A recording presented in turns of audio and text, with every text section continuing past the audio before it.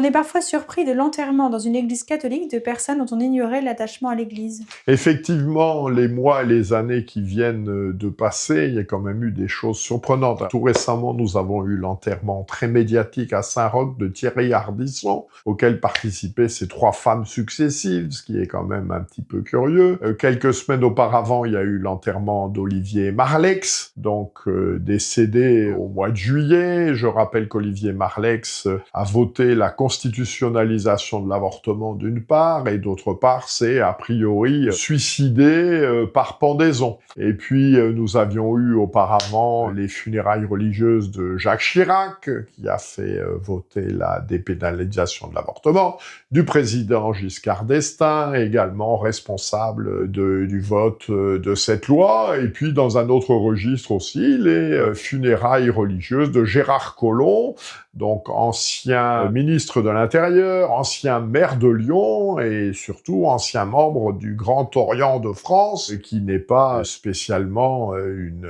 annexe des sacristies. Voilà. Donc vraiment quelque chose de très surprenant. On se demande quels sont les critères pour appartenir à l'Église.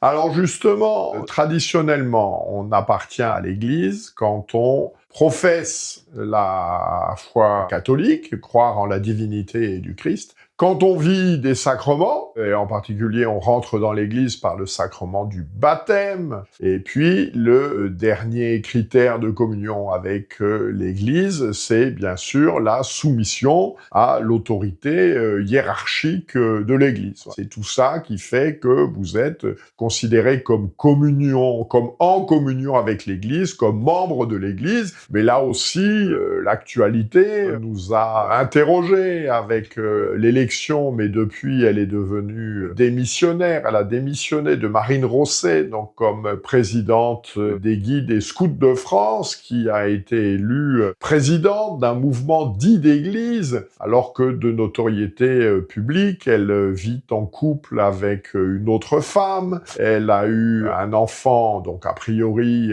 par PMA. Elle est également une partisane revendiquée de l'avortement dans le cadre de son militantisme au sein des mouvements de gauche. Voilà, donc on a l'impression quand même d'une grande confusion sur ces critères d'appartenance à l'Église et de communion avec l'Église. Traditionnellement, pourtant, la chose était simple.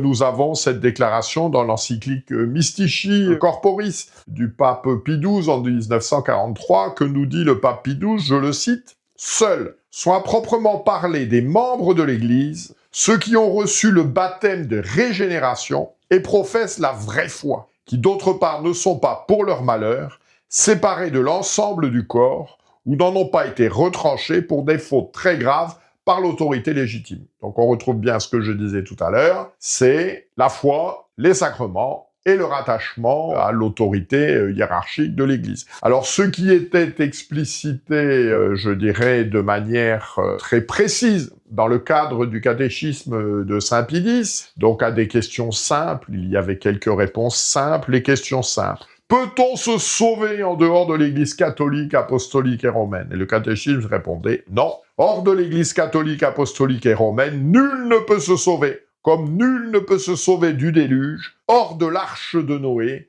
qui était la figure de cette Église. Deuxième question. Mais celui qui, sans qu'il y ait de sa faute, se trouverait hors de l'Église, pourrait-il être sauvé? Celui qui, se trouvant hors de l'Église sans qu'il y ait de sa faute ou de bonne foi, aurait reçu le baptême, ou en aurait le désir, ce que l'on appelle le baptême de désir, plus ou moins implicite, qui chercherait en outre sincèrement la vérité et accomplirait de son mieux la volonté de Dieu, bien que séparé du corps de l'Église, serait uni à son âme et par suite dans la voie du salut. Donc une appartenance invisible à l'Église, mais qui est une appartenance à l'Église. Et enfin, dernière question, qui sont ceux qui se trouvent hors de la véritable Église? Ceux qui se trouvent hors de la véritable Église sont les infidèles, les juifs, les hérétiques, les apostats, les schismatiques et les excommuniés. Alors, il ne s'agit pas dans ce catéchisme d'un acte à proprement parler magistériel, mais il s'agit de la formalisation de ce qui, reprendre l'expression du commonitorium de Saint-Vincent de Lérins,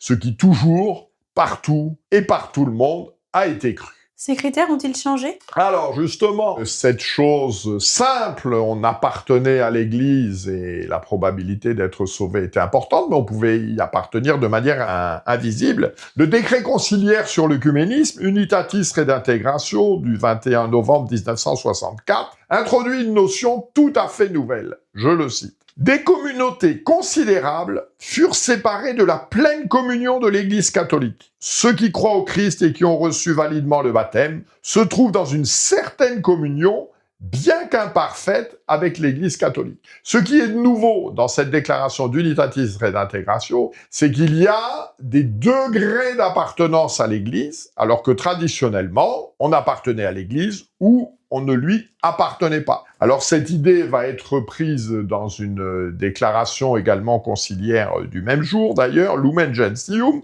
que je cite, « Ceux-là sont pleinement incorporés à cette société qu'est l'Église, ceux qui ayant l'esprit du Christ acceptent intégralement sa structure et tous les moyens de salut, qui ont été institués en elle et en son organisme visible, sont unis avec le Christ qui la dirige par le souverain pontife et les évêques, unis par les liens de la profession de foi, des sacrements, du gouvernement ecclésiastique et de la communion. » Voilà, on retrouve bien les trois critères dont on parlait tout à l'heure. Ce qu'il y a de nouveau, c'est cette notion d'appartenance graduelle. Alors, on se perd en conjecture sur le niveau d'appartenance de chacun. Est-ce que ce serait 90% pour les orthodoxes, 80% pour les anglicans, 70% pour les luthériens, 60% pour les calvinistes? Voilà, on a envie de dire en souriant, ouais, c'est un peu comme la matière grasse dans les produits laitiers. Il y a un pourcentage qui peut varier. Il n'est pas nécessaire d'être un grand théologien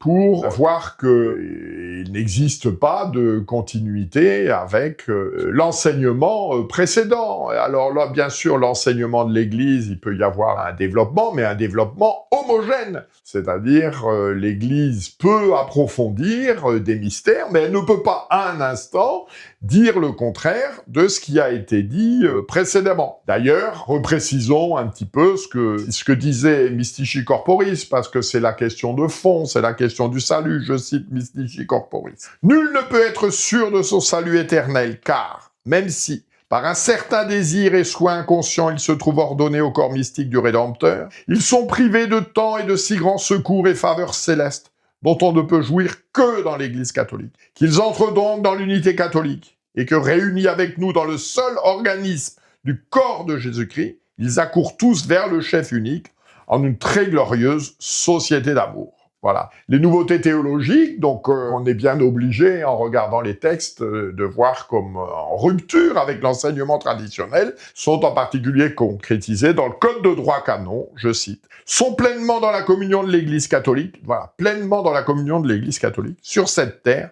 les baptisés qui sont unis au Christ dans l'ensemble visible de cette Église, par les liens de la profession de foi des sacrements et du gouvernement ecclésiastique. » Et la même idée sera développée dans un document. La lettre aux évêques de l'Église catholique sur certains aspects de l'Église comprise comme communion, qui est une déclaration de la Congrégation pour la doctrine de la foi du 28 mai 1992. Voilà, on est obligé d'observer une rupture de continuité. Quelle place tient le critère d'obéissance à la hiérarchie dans la pratique contemporaine?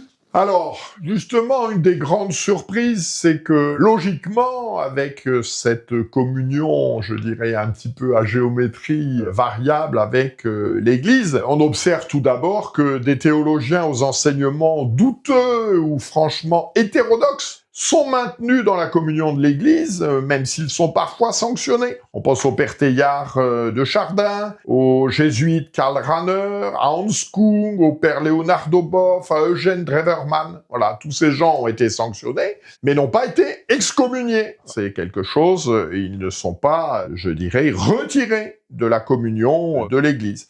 Et dans le même temps, on est bien obligé de constater, voilà, que les prêtres, les fidèles attachés à la célébration de la liturgie romaine traditionnelle, sans qu'il soit fait mention de questions de foi, sont parfois, eux, bien souvent, excommuniés dans les faits. Je rappelle que le dernier article du Code de droit canon est suprema lex salus animorum, c'est-à-dire que la loi suprême, c'est le salut des âmes. Et bien, on a l'impression que le nouvel article majeur du Code de droit canon, c'est suprema lex obedientia episcopis, c'est-à-dire que la loi suprême de l'Église, c'est l'obéissance aux évêques. Je renvoie en particulier à un article tout à fait intéressant du docteur de la Briole dans Paix liturgique, numéro 1234 du 10 juillet 2025, dans lequel il sortait de sous le boisseau un texte de Monseigneur Boulin-Beaufort, quand il était évêque auxiliaire de Paris, précisant deux choses. Précisant d'abord le rôle de l'évêque, et ensuite la place de l'Église. Je vous livre quelques citations de Monseigneur de Boulin-Beaufort. Le Concile a défini la sacramentalité de l'épiscopat. Il n'est pas qu'un degré d'organisation de l'Église, il l'a défini dans son être même. C'est la formule que l'on connaît, ubi episcopus, ibi ecclesia. Et la reprise, là où est Pierre, là est l'Église, et là où est l'évêque, là est l'Église. Et plus loin, chaque évêque en son diocèse n'est pas le délégué du pape, ce qui est vrai, mais l'envoyé du Christ Jésus lui-même. Et c'est pour cela, précisément, qu'aucune initiative comme aucune autorité ne peuvent être fécondes totalement si elles ne conduisent pas vers une union des cœurs plus forte et plus confiante. Les fidèles laïcs doivent accepter que leur comportement corresponde à la figure de ceux à qui il appartient de les déterminer, veulent pour l'Église à ce moment-là. Alors, observons, s'il est certain que les évêques ne sont pas les préfets du pape, il est non moins certain que cette déclaration introduit une révolution copernicienne dans l'Église. L'unité autour de l'Église devient l'alpha et l'oméga de la nouvelle religion. Contre elle, il n'existe ni recours ni échappatoire. Le concept de communion ne sert plus à décrire l'unité des baptisés dans la foi catholique reçue des apôtres, mais l'adoption sans barguigner de l'idéologie épiscopale, unifiée, garantie par Dieu, aujourd'hui, pour maintenant. La communion dans le temps avec la foi de l'Église devient ainsi facultative. Nul n'est plus tenu par le passé, ne demeure que la soumission présente à l'autorité épiscopale actuelle, dont la reconnaissance du caractère sacramentel ne pouvait logiquement que faciliter les dérives autocratiques. L'évêque, hier traditionnellement, était gardien de la foi. Il est devenu aussi, c'est une expression courante, mais que l'on trouve dans l'Écriture, garant de l'unité autour des missions que lui a directement confiées le Christ pour servir l'Église de ce moment-là. Et puis, bien sûr, nous devons l'observer, ce qui est vrai pour l'évêque, et en particulier vrai, bien souvent, pour le premier des évêques, l'évêque de Rome, le pape lui-même. On est un peu surpris d'entendre le religieux dominicain, le frère Paul Adrien, déclarer, je le cite, « Si vous reconnaissez tout Vatican II, et si vous obéissez au pape, vous êtes catholique, sinon vous n'êtes pas catholique. » Ça me paraît quand même un petit peu réducteur. Fondamentalement, le docteur de la Briole note opportunément que la définition conciliaire de l'Église comme sacrement, jusqu'ici il y avait traditionnellement 7 sacrements, et le Concile nous définit que l'Église est un sacrement. L'Église est en quelque sorte le sacrement. Nous lisons dans Sacrosanctum Concilium l'admirable sacrement de l'Église tout entière. Prise en son sens strict, fait de l'Église en tant que telle un signe sensible et efficace de la grâce. Voilà, je rappelle, un sacrement, il agit ex opere. C'est un signe sensible et efficace de la grâce. L'Église produit alors son effet, le salut du genre humain, sans qu'il soit nécessaire de s'y incorporer. Étant le signe et l'instrument de l'union intime avec Dieu et de l'unité de tout le genre humain, l'Église considère alors que l'autorité des évêques constitue le signe efficace de l'unité du genre humain au détriment des véritables sacrements, et singulièrement le baptême. Le salut devient universel et il est produit par l'Église, parce qu'elle est unie, parce qu'elle est en pleine communion et que peuple de prêtres, comme croient l'être les Juifs, elle sauve le monde malgré lui. De ce fait, il devient nécessaire que ses membres soient unis, qu'ils soient en communion parfaite pour procurer aux autres la communion imparfaite qui mènera tout le monde au ciel. Et donc dans cette logique, dans cette approche théologique, la désobéissance de quelques-uns, en l'occurrence les traditionalistes, est plus grave que l'apostasie ou l'hérésie des autres. parce que les uns nuisent à l'unité de l'Église et les autres non. Là, je crois que ce sont ces réflexions qu'il faut mener à bien, et je me permets pour cela de vous renvoyer en particulier au petit livre que j'ai fait sur l'obéissance en question, et à bientôt pour de nouvelles interrogations. À l'aube d'un nouveau pontificat auront lieu le 4 octobre prochain à la salle Athènes, dans le 9e arrondissement de Paris, les 4e assises de la tradition. Nous vous attendrons nombreux autour des conférenciers, des participants au colloque, des auteurs, des associations, pour réfléchir ensemble aux défis à relever par le nouveau pape Léon XIV.